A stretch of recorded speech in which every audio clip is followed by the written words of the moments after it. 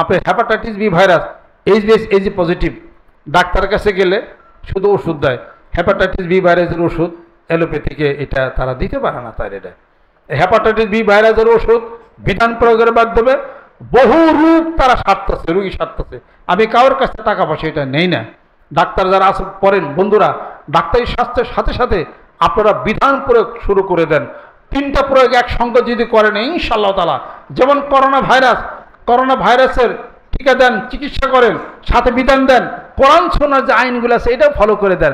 যদি 3টা বিধান একসঙ্গে দেন, এই সরকার যদি ফলো করে, সবাই যদি ফলো করেন, আশা করি অন্তত পক্ষে 14 করোনা সেরে যাবে ইনশাআল্লাহ তাআলা। একটা পরীক্ষা করেন, মানিকগঞ্জ দরবার সেই লক্ষ লক্ষ লোক, 50 থেকে 60 লক্ষ লোক, 64টা জেলার মধ্যে সবার খবরই আমি রাখি। করোনা হয়ে মারা গেছে কয়জন? 2-1 মারা যারা গেছে তারা অনেকে বিধান আমার প্রয়োগ করে নাই।